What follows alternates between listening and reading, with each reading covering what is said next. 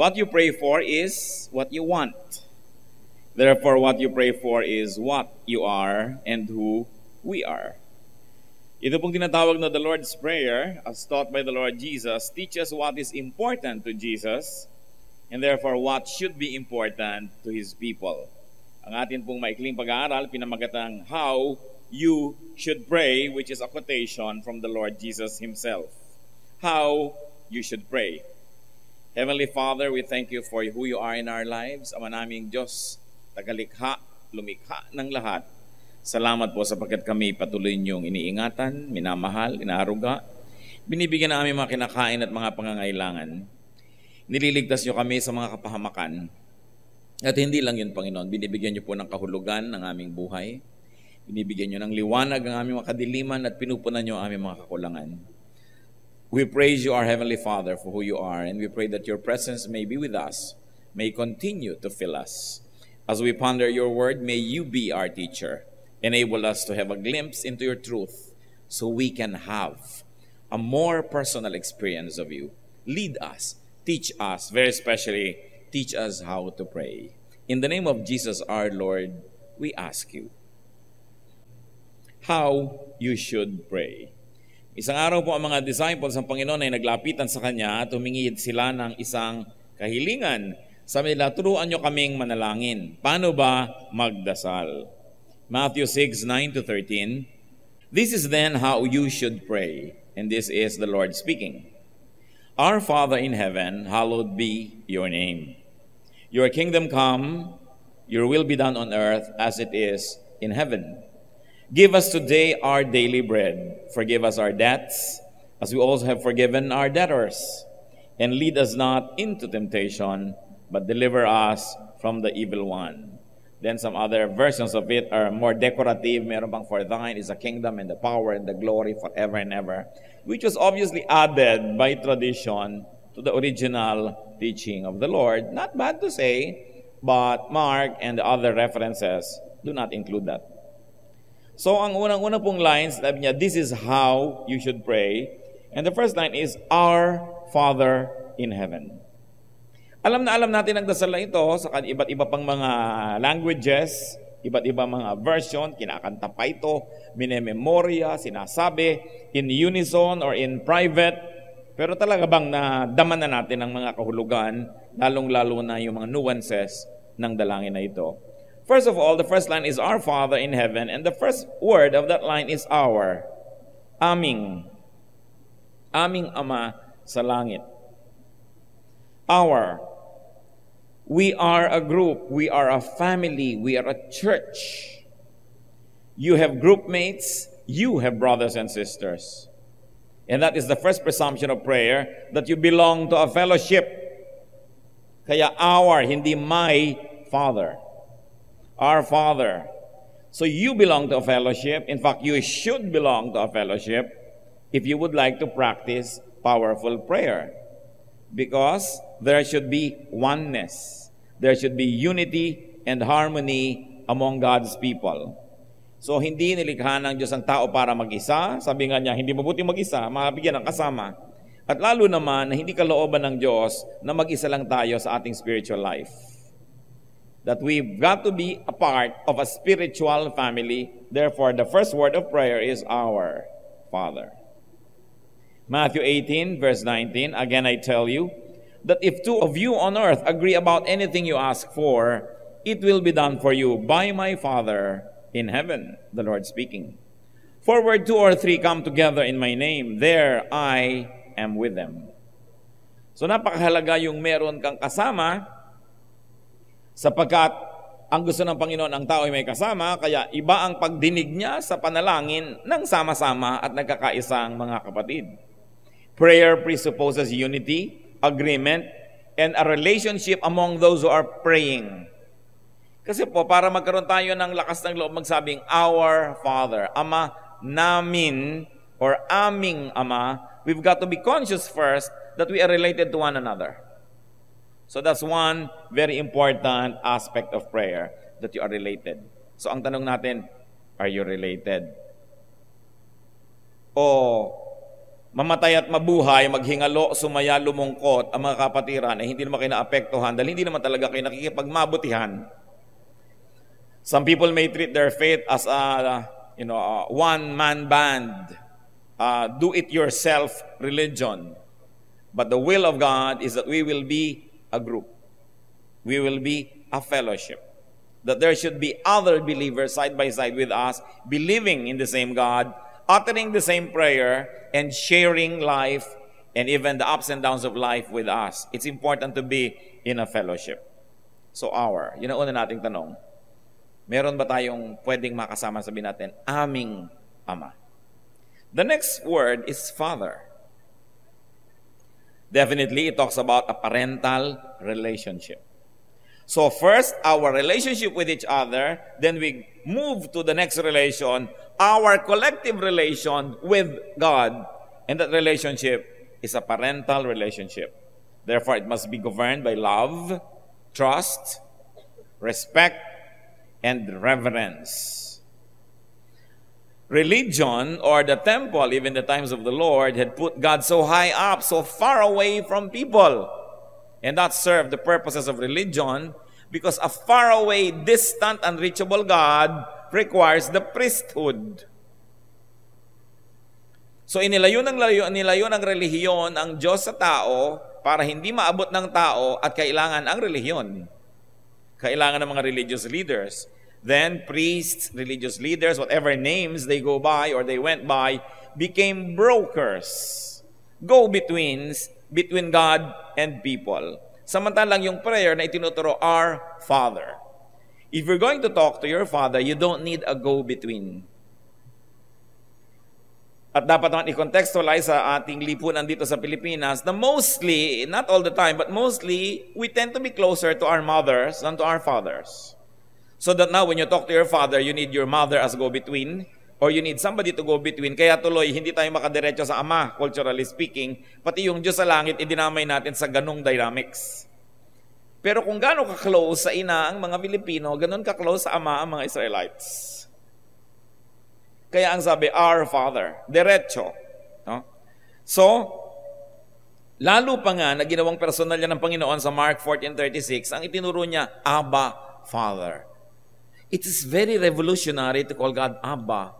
Parang napalayaw. Sa Cavite, tawag nila sa tatay nila kung amang.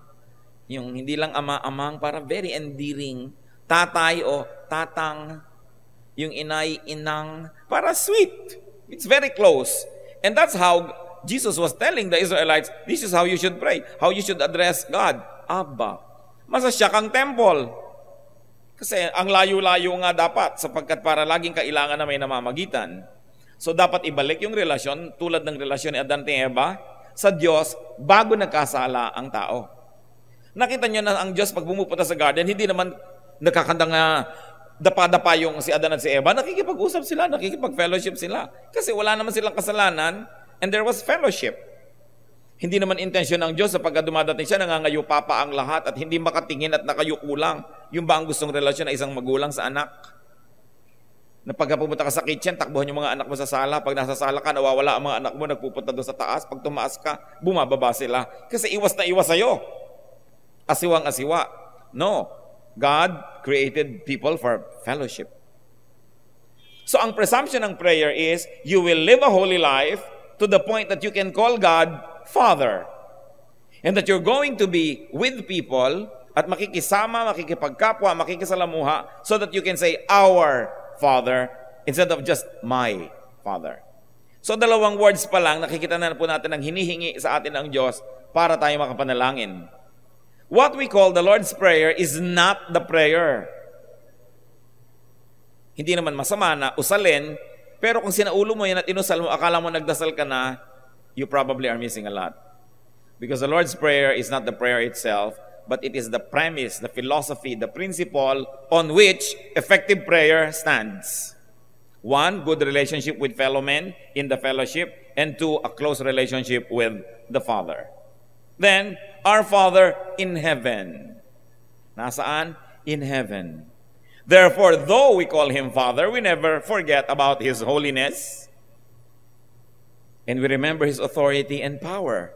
Therefore, when we pray, we believe, we trust, because this God, this Father that we are praying to is in heaven. Hindi lang siya on earth, hindi lang siya in the air, in the wind, He is in heaven. Therefore, all the power, the authority is in Him. Therefore, you approach prayer in faith. And you approach prayer cognizant of who you are. Creation in front of the Creator. So hindi natin nalilimutan magpitagan. Therefore, you can be very, very aware that you are in the presence of the Holy One. At idinagdag pat idinugtong, hallowed be your name. Holy be your name. Respected, clean, perfect be your name. It's an important utterance because even the angels in Isaiah 6:3 were saying, holy, holy, holy is the Lord God Almighty. The whole earth is full of His glory. So napakahalaga na ibinuusal-usal natin at hindi na natin nalilimutan na ang Diyos ay banal, holy. Kumisan presence lamang ng mayor, presence lamang ng senator, presence lamang ng kung sino, ay tayo impressed na. But what about the presence of the holy God who is actually in heaven? So what is another presumption of prayer? That we revere God. Pinipitagan natin ng Diyos. Therefore, be serious. And if you want, be formal and correct whenever you can when you address God. The next line says, your kingdom come. Your kingdom come. What does it mean among many meanings? That the reign of the kingdom of God is central to Jesus' teachings. Matapos yung Our Father who art in heaven, hallowed be your name, yung all addressed to God, your kingdom come. Dumating nawa ang iyong kaharian, at ito yung napakalinaw sa Lord's Prayer. Sa Matthew 12:28, we can have a glimpse, another glimpse, into what the kingdom of God is. Ang sabi ng Panginoon, dahil nagdududa pa yung mga iba, siya na nga ba ang iniintay, siya na nga ba ang tagapagligtas? But if I drive out demons by the Spirit of God, then the kingdom of God has come upon you. Why are we saying that? Many people mistake the kingdom of God with the second coming of Jesus, which is believed in and taught by Christianity. Kung second coming yun, bakit sabi dito, then the kingdom of God has come upon you? Iba yung kingdom of God doon sa second coming na pinaniniwalaan at inaabangan ng mga Kristiyano. So, pwede mo nang sabihin, thy kingdom come. Luke 17:20-21, once having been asked by the Pharisees when the kingdom of God would come, Jesus replied, the kingdom of God does not come with your careful observation. Nor will people say, here it is, or there it is. Because the kingdom of God is, read, within you. So dalawang mahalaga, that the kingdom of God has come when Jesus walked the face of the earth. The kingdom of God has already come. And it is a kingdom that is not to come in the clouds. It is a kingdom that is in you. So what does it mean, thy kingdom come? It means the rule of God in a person's heart.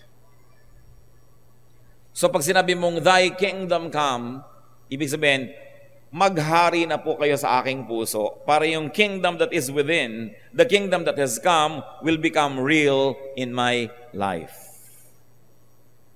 Ang dami-dami mga tao ay pinagmamalaki nila, Kristiyano sila. Itatanong pa, ikaw saved na, ako saved na. Pero hindi mo naman makita yung kingdom of God within them.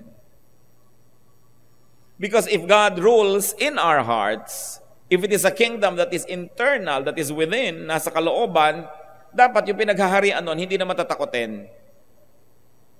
Dapat yung pinaghaharian nun, hindi na mapagkunwari. Hindi na siya mapagmataas, hindi siya mayabang, hindi makasarili. Because God rules in her or in His heart. So pag sinasabi mong, thy kingdom come, anong ibig sabihin yan? Pag inisip mo yan na second coming, that means you can delay your complete surrender because darating pa naman yun future tense pa. But the Lord said, the kingdom has come. It is within you. Ang tanong lang ito, dasal ka ng dasal, is the kingdom within you? Has the kingdom of God already come into your heart? Because if it has not yet, and if it is not yet achieved, then you have no business praying. Because praying is for those hearts ruled by God.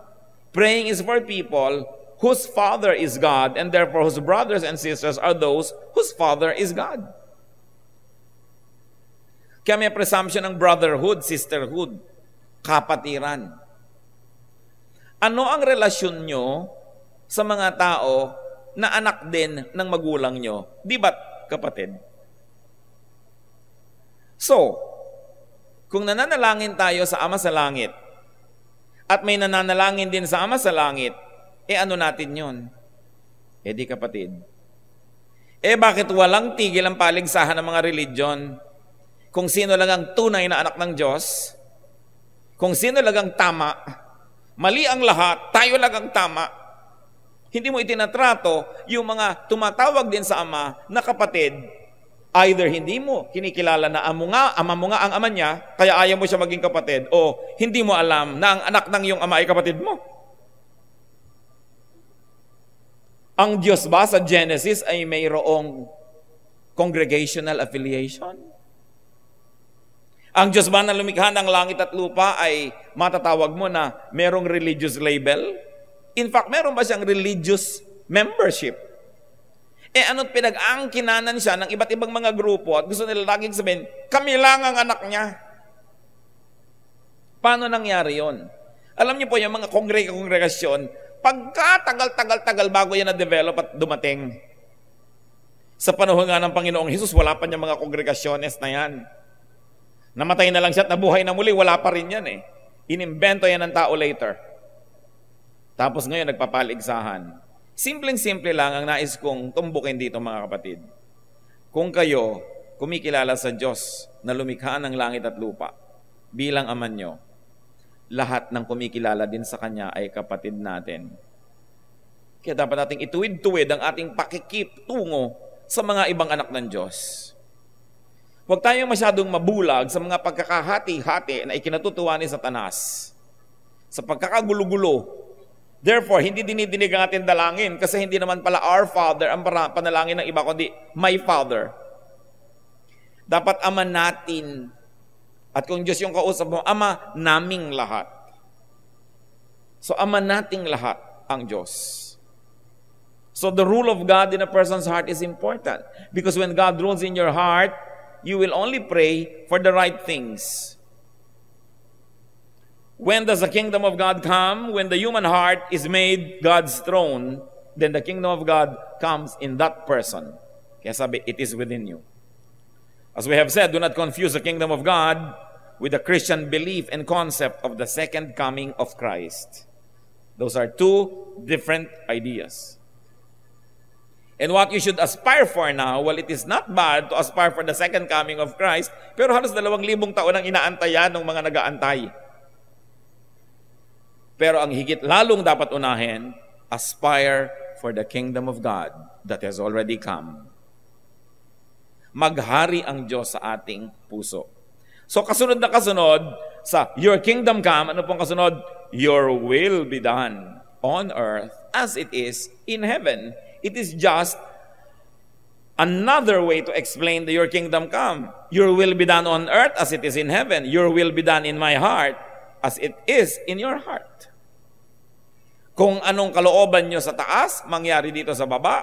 Kung anong kalooban nyo sa langit, mangyari dito sa lupa. The mechanics of the kingdom of God comes when we submit to God's will. Kailan nangyayari yung kingdom of God? When the will of God is done in our lives. So ang tanong na naman, dasal ka ng dasal kapatid, nasusunod ba ang Diyos sa iyong buhay? Baka naman hindi, nagsasayang ka ng panahon ng kadadasal because effective prayer must first meet this requirement that the kingdom of God is in your heart, that the will of the Father in heaven is happening in your heart. Then God will listen to you. Dahil ang nakalagay din sa Bible, when we ask according to His will, He hears us.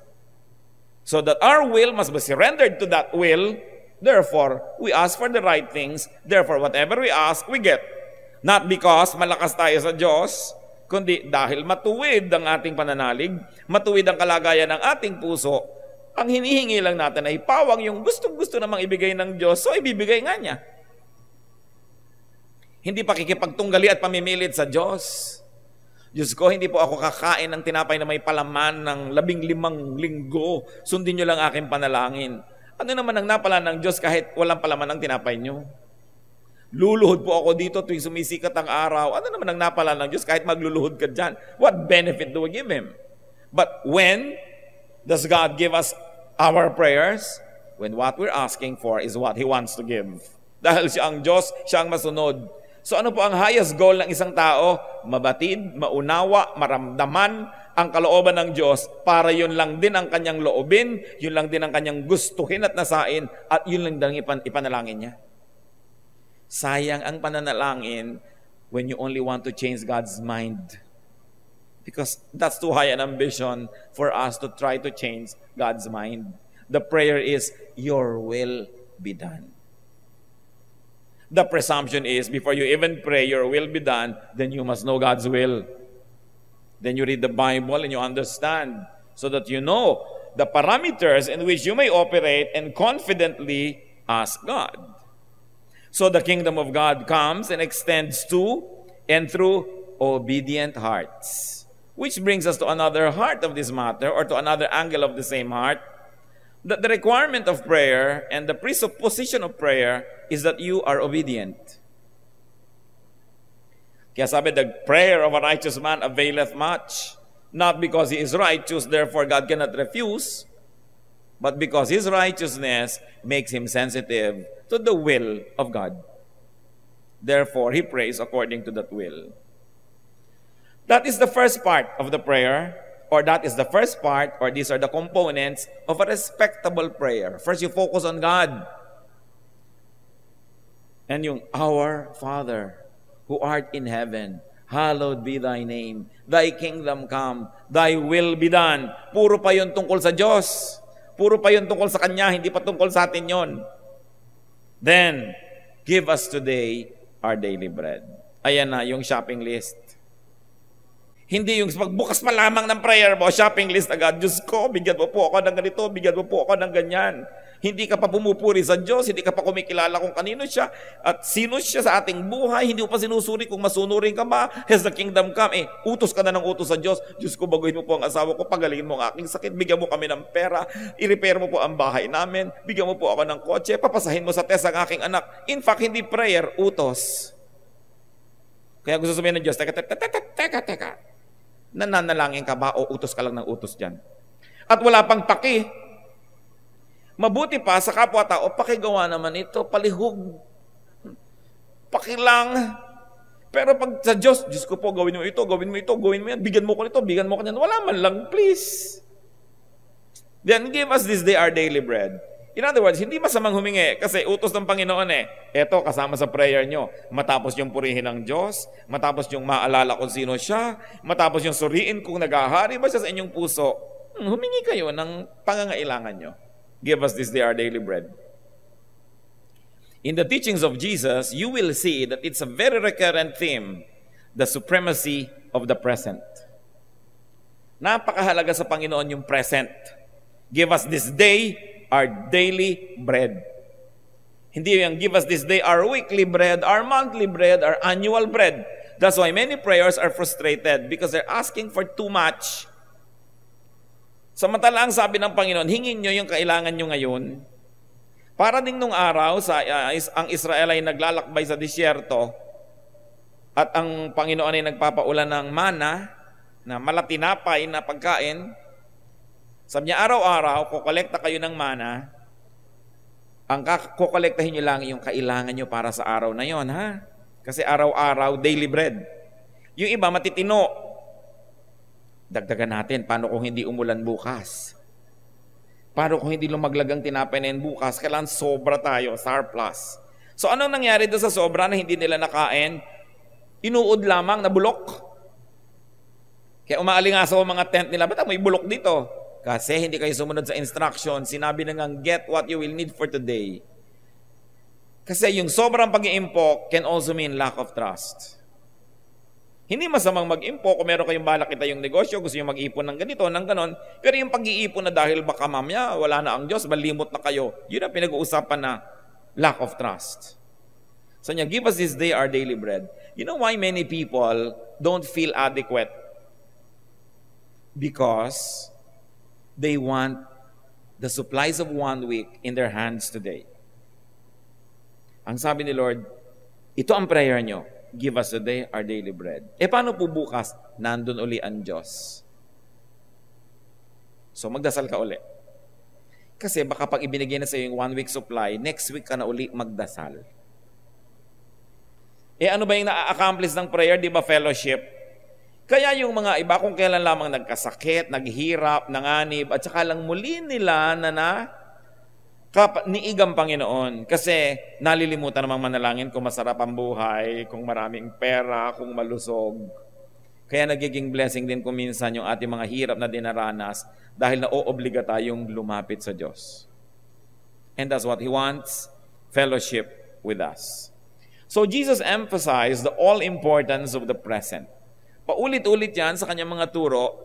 Makikita mo, very obviously, because Jesus was always thinking, tomorrow will be another day, another set of grace will be given to you.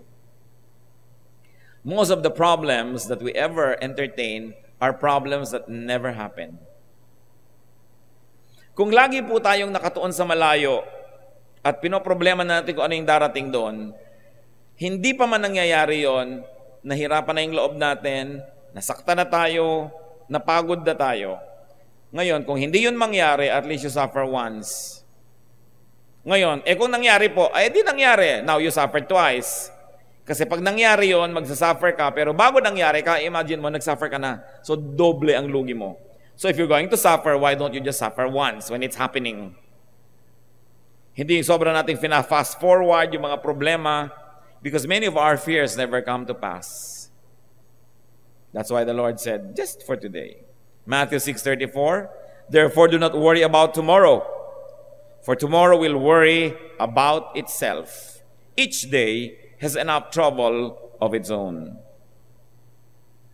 This principle is very powerful when applied to holiness and to godliness. Yung mga iba kasi, paano naman po akong titigil manigarilyo? Baka makatigil ako na isang araw, pero hindi ko po kaya ng 5. O sige, yung araw ka lang tumigil, ito lang isipin mo. Bukas, isipin mo lang uli yung bukas. At bago mo yan mapansin, nakakaisang linggo ka na pala. Pero pag talagang pinakyaw mo lahat yung problema sabay-sabay, fast forward mo, matatalo ka niyan. But every day has its own supply for its needs. Every day has its own strength for its struggles and accomplishments. Every day has its own food for its hunger. So sabi niya, live by the day when it comes to believing in Jesus. Not to mention and not to say that you don't plan for tomorrow. Yung sa loob lang ito. Ang sabi nga ng iba, live and plan as if you're going to live 100 years. But live as if you're going to die today. Because you might die today and you might in fact live to be 100. So whichever happens, hindi ka dapat lugi. So when it comes to morality and holiness, live as if you're going to die today because you might. But when it comes to planning and putting a life together and organizing, plan as if you're going to live to be 100 because you just might be able to live to be 100. Mahirap naman ang tanda-tanda mo na para mo pamalaman na hindi ka pala nagplano kasi wala ka ng oras para balikan ng panahon para magplano pa. So, agahan. Magandang sabihin mga kapatid, just for today, I will be godly. Don't worry about next week. God will be there. Kaya yung mga iba hindi makapagbigay ng tulong sa kapwa. Paano ko ito bibigyan? Paano sa enrollment? Di akong nawalan. Malayo pa yun, 3 buwan pa. Maaari ka sigurong tumulong kahit hindi lahat ibigay mo, pero may 3 buwan pa para makita mo ang Diyos sa kikilo sa iyong buhay. Kung meron talagang nangangailangan na, huwag mong pagkaitan dahil ang layo-layo pa ng pangangailangan mo. May ganun Magkakapit bahay na, magkakapatid, meron ka bang mantika dyan? Meron, pero kailangan ko to sa 2009. Maanta na yan sa 2009, ba't hindi mo muna ipagamit sa akin yan? No? Yung ang layo-layo ng masyadong iniisip, hindi na tuloy sila magkaroon ng puwang para maging mabuti. Kaya tinuturo din ng Panginoon yan. Pero huwag nating limutin na sa Hebrew lunar day, 24 hours yun. The Hebrew day starts at sunset and ends at sunset tomorrow. So yung sa kanilang, give us this day our daily bread, at least for 24 hours naman yon. Hindi lang 12-12 oras ang binibilang nila. So the Eastern and the Hebrew today includes the Western tomorrow in its concept. No, just an aside. Back to the prayer, and forgive us our debts as we also have forgiven our debtors. Forgiveness, alongside with the importance of today, is central to Jesus' theology and religious teaching. Central yan. You want to know Christ and you want to be a Christian, forgiveness is a major part, component, character of being a Christian. That people, believers, are to be recipients and dispensers, are to be beneficiaries and benefactors of forgiveness. So, ang ganda-ganda, forgive us our debts as we also have forgiven. In other words, forgive me only in the way that I have already forgiven others. Said another way, ask to be forgiven by God only after and in the manner that you have forgiven. Kaya Diyos ko, patawarin mo po ako sa mga kasalanan ko. Bago mo usalin ang mga salitang yan, itanong mo muna kapatid sa iyong sarili, pinatawad ko na ba yung nagkasala sa akin? Kasi kung hindi nyo pinatawad, huwag na kayong magdasal pa dyan, baliwala yan. Kasi sinabi na this is how you should pray.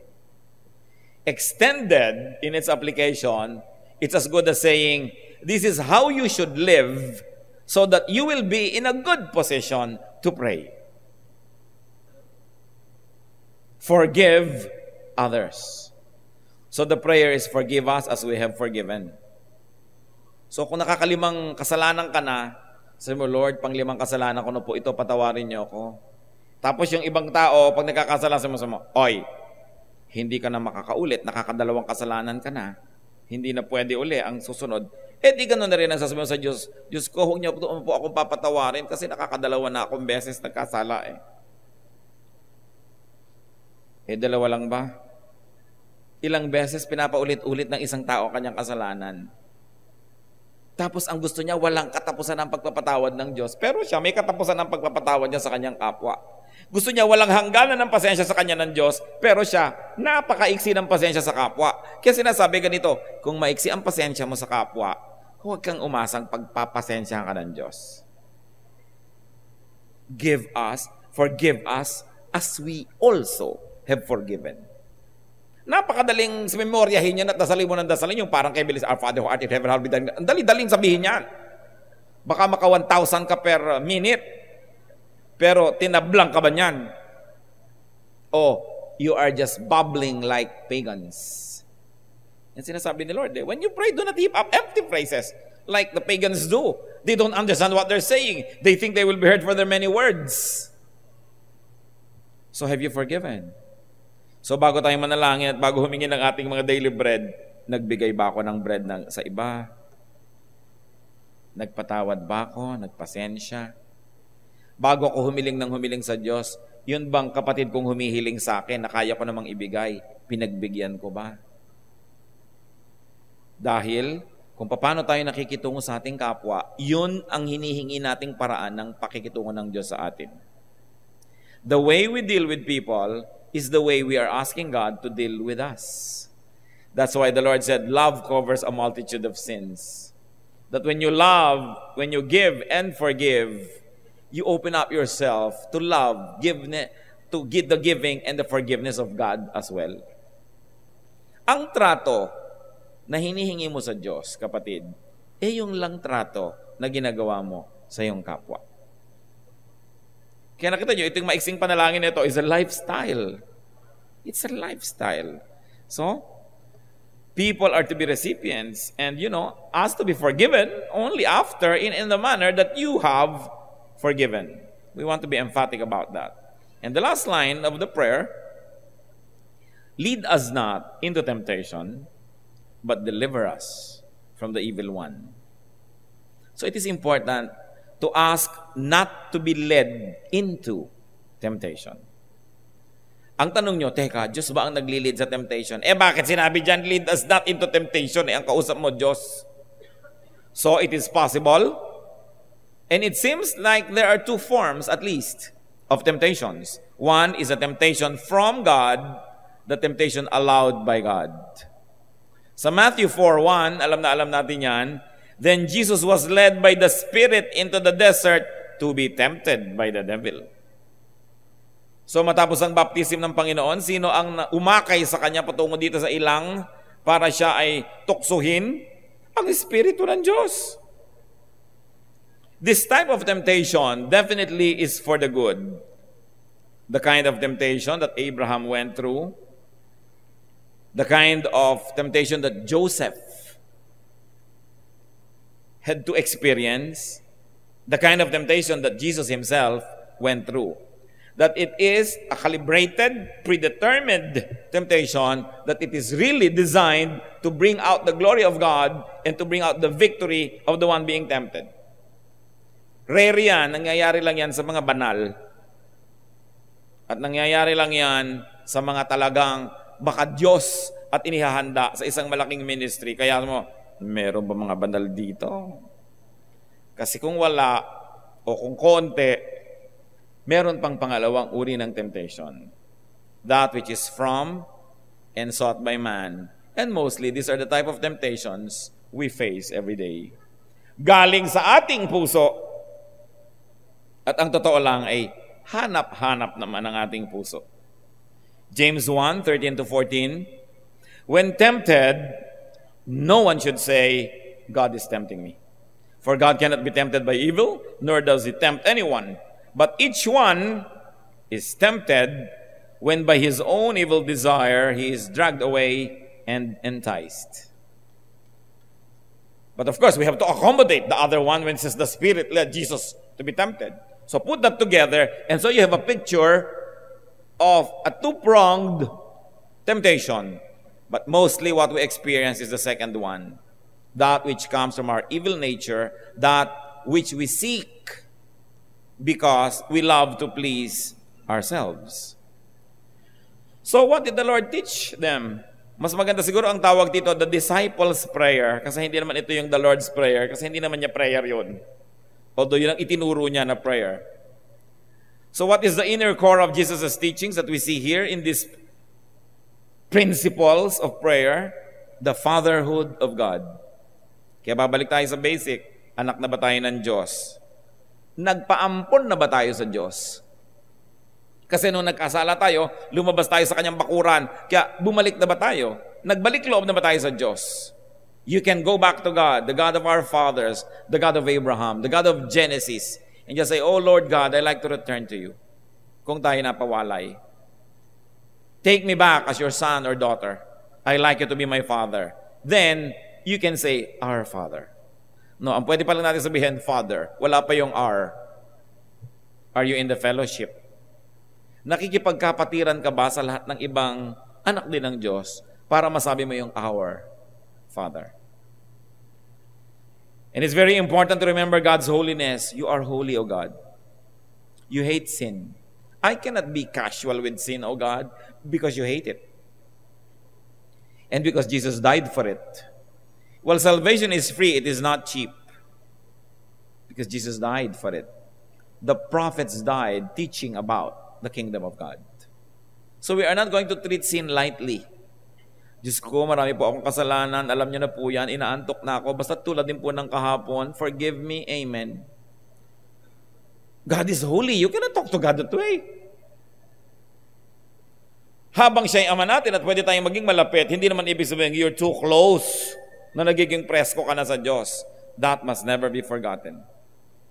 When Moses was in the presence of God, God said, take off your sandals. You're on holy ground. Anak, you are not in your league. Take off your sandals. Kaharap mo yung Diyos.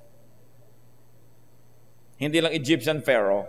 Hindi lang yung priest na si Jethro. Diyos ang kaharap mo, iho. Lumagay ka sa lugar. Maski pa ikaw si Moses. Take off your sandals. Dapat huwag nating nililimot yun. May pitagan, may respeto. And we have to appreciate the centrality of God's kingdom and the coming of that kingdom into our hearts as very, very important to Jesus. The accomplishment of God's will on earth, the submission of the earth to the heavens. Also, the importance of the present time and the importance of forgiveness. The request not to be led into temptation, but in fact to be delivered from the evil one. Let's request. Hindi yung nagre-request ka ng ganito, tapos yung paa mo naman papunta sa temptation. Ano yan? Magkakasakit ka kasi iba yung sinasabi ng isip mo, iba yung ginagawa na yung katawan. Yung Diyos ko, eto na po, kukunin ko na po ang bawal, pigilin niyo po ang kamay ko, pigilin niyo na po. Nakuha, hindi niyo kasi ako pinigil eh. Diyos ngayon ang may kasalanan. No? Nananalangin kang ilayo ka sa tukso, pero ikaw itong lumalapit, nakakalito yon. Hindi malilito ang Diyos, pero tayo ang malilito. Kaya dapat yung inuusal lang ating panalangin, yun ang ginagawa ng ating katawan. Oneness of mind and body equals well-being.